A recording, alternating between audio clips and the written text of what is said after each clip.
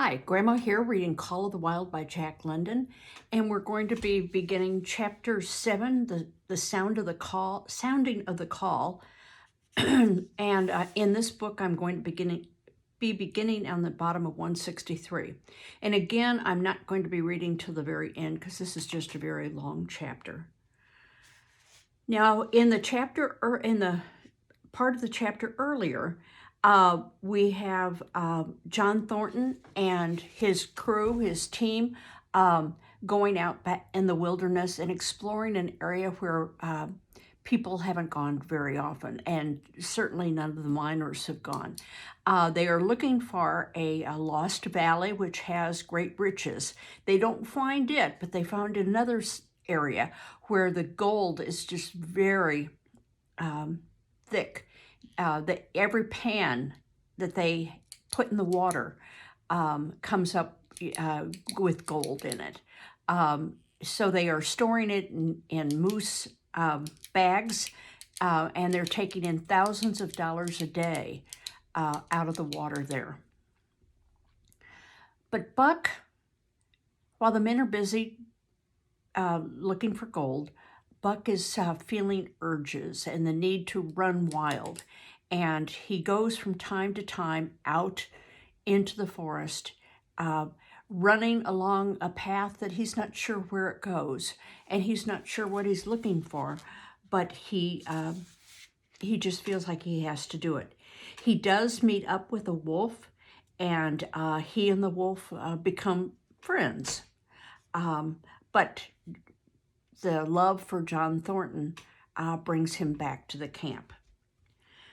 John Thornton was eating dinner when Buck dashed into camp and sprang upon him in a frenzy of affection, overturning him, scrambling upon him, licking his face, biting his hand, playing the general tomfool, as John Thornton characterized it, the while he shook Buck back and forth and cursed him lovingly. For 2 days and nights, Buck never left camp, never left Thornton out of his sight. He followed him about at his work, watched him while he ate, saw him into his blankets at night, and out of them in the morning.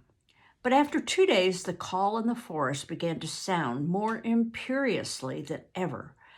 Buck's restlessness came back on him, and he was haunted by the recollections of the wild brother, that was the wolf that became his friend, and of the smiling land beyond the divide, and the run side by side through the wide forest stretches.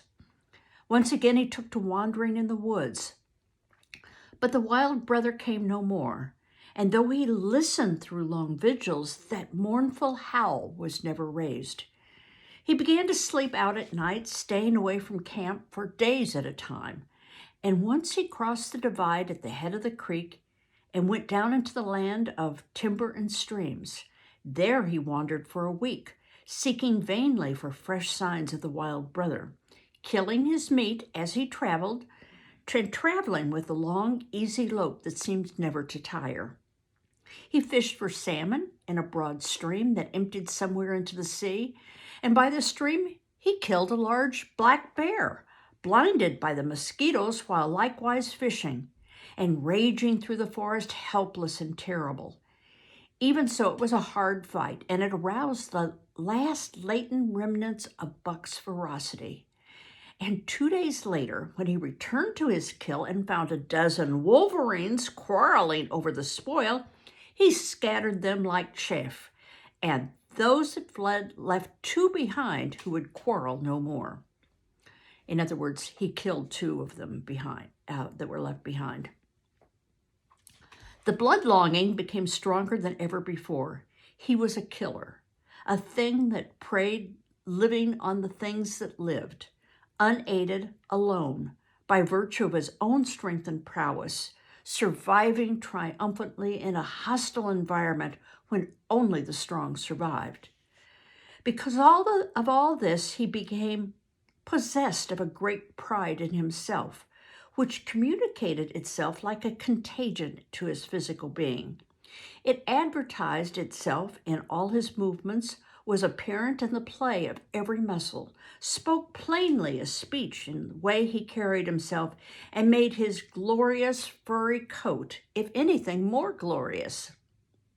But for the stray brown on his muzzle and above his eyes, and for the splash of white hair that ran midmost down his chest, he might well have been mistaken for a gigantic wolf, larger than the largest of the breed.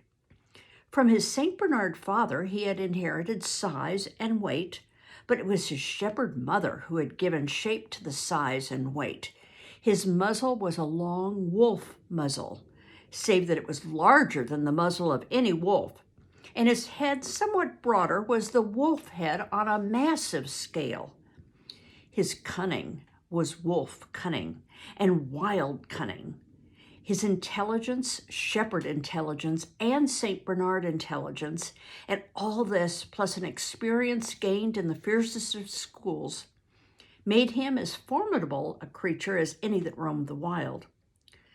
A carnivorous animal living on a straight meat diet, he was in full flower, at the high tide of his life, overspilling with vigor and virility. When Thornton passed a caressing hand along his back, a snapping and crackling followed the hand, each hair discharging its pent magnetism at the contact. Every part, brain and body, nerve tissue and fiber, was keyed to the most exquisite pitch, and between all the parts there was a perfect equilibrium or adjustment. To sights and sounds and events which required action, he responded with lightning-like rapidity. Quickly as a husky dog could leap to defend from attack or to attack, he could leap twice as quickly. He saw the movement or heard sound and responded in less time than another dog required to compass the mere seeing or hearing. He perceived and determined and responded in the same instant. In point of fact, the three actions of perceiving, determining, and responding were sequential, but so infinitesimal were the intervals of time between them that they appeared simultaneous. In other words, by the time he looks at a situation, determines what he's going to do, and does it, it's as if it happens instantaneously. His muscles were surcharged with vitality and snapped into play sharply like steel springs. Life streamed through him in splendid flood, glad and rampant until it seemed like it would burst him asunder in sheer ecstasy and pour forth generously over the world. "Never was there such a dog," said John Thornton one day as the partners watched Buck marching out of the camp. "When he was made, the mold was broke," said Pete. "By jingo, I think so myself," Hans affirmed. They saw him marching out of camp, but they did not see the instant and terrible transformation which took place as soon as he was within the secrecy of the forest. He no longer marched. At once, he became a wild thing, a thing of the wild, stealing along softly, cat-footed, a passing shadow that appeared and disappeared among the shadows. He knew how to take advantage of every cover, to crawl on his belly like a snake, and like a snake, leap to strike. He could take a ptarmigan, which is a game bird like a grouse, from its nest, kill a rabbit as it slept, and snap in midair the little chipmunks fleeing a second too late from the trees. Fish in open pools were not quick for him, nor were beaver, mending their dams, too wary. He killed to eat, not from wantonness, but he preferred to eat what he killed himself. So a lurking humor ran through his deeds, and it was his delight to steal upon the squirrels. And when he all but had them, he let them go, chattering in mortal fear to the treetops. So although he will chase the squirrels, he will sometimes let them go if he's not hungry. He only kills to eat. As the fall of the year came on, the moose appeared in greater abundance, moving slowly down to meet the winter in the lower and less rigorous valleys. Buck had already dragged down a stray part-grown calf, but he wished strongly for a larger and more formidable quarry, and he came upon it one day on the divide at the head of a creek. A band of 20 moose had crossed over from the land of streams and timber, and chief among them was a great bull. He was in a savage temper, standing over 6 feet from the ground, and was as formidable an antagonist as even Buck could desire. Back and forth, the bull tossed his great palmated antlers, branching to 14 points and embracing 7 feet within the tips. His small eyes burned with a vicious and bitter light while he roared with fury at the sight of Buck. From the bull's side, just forward of the flank, protruded a feathered arrow end, which accounted for his savageness. In other words, he has been shot by an arrow, which is why he's an angry moose. Guided by that instinct which came from the old hunting days of the primordial world, Buck proceeded to cut the bull out from the herd. It was no slight task. He would bark and dance about in front of the bull, just out of reach of those great antlers and of the terrible splay hoofs which could have stamped his life out with a single blow. Unable to turn his back on the fanged danger and go on, the bull would be driven into paroxysms of rage. At such moments, he charged Buck, who retreated craftily, lured him on by a simulated inability to escape. But when he was thus separated from his fellows, 2 or 3 of the younger bulls would charge back upon Buck and enable the wounded bull to rejoin the herd. There is a patience of the wild, dogged, tireless, persistent as life itself, that holds motionless for endless hours the spider in its web, the snake in its coil, the panther in its ambuscade. This patience belongs peculiarly to life when it hunts living food. And it belonged to Buck as he clung to the flank of the herd, retarding its march, irritating the young bulls, worrying the cows with their half-grown calves, and driving the wounded bull mad with helpless rage. For a half a day this continued. Buck multiplied himself, attacking from all sides, enveloping the herd in a whirlwind of menace, cutting out his victim as fast as it could rejoin its mates, wearing out the patience of creatures preyed upon, which is a lesser patience than that of the creatures preying, and that's preying, preying. So in other words, animals and creatures which hunt live food have more patience than those who are being attacked. As the day wore along and the sun dropped to its bed in the northwest, the darkness had come back, and the fall nights were 6 hours long. The young bulls retraced their steps more and more reluctantly to the aid of their beset leader. The downcoming winter was harrying them onto the lower levels, and it seemed they could never shake this tireless creature that held them back, Buck. Besides, it was not the life of the herd or the young bulls that was threatened. The life of only one member was demanded, which was a remoter interest in their lives. And in the end, they were content to pay the toll.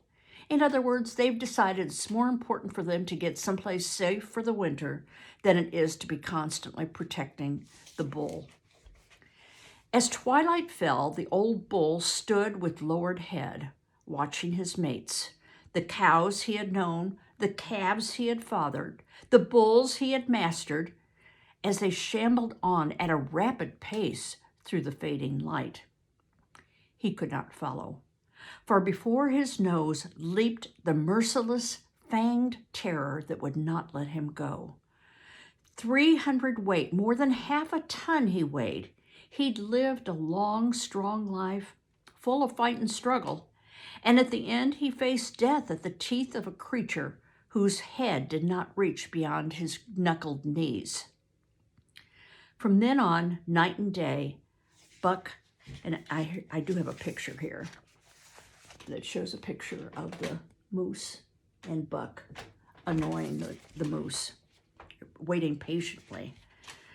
From then on, night and day, Buck never left his prey, never gave it a moment's rest, never permitted it to browse the leaves of trees or the shoots of young birch or willows, nor did he give the wounded bull opportunity to shake his burning thirst in the slender, trickling streams they crossed.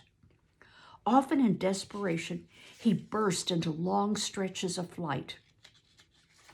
At such times, Buck did not attempt to stay him, but loped easily at his heels, satisfied with the way the game was played, lying down when the moose stood still, attacking him fiercely when he strove to eat or drink.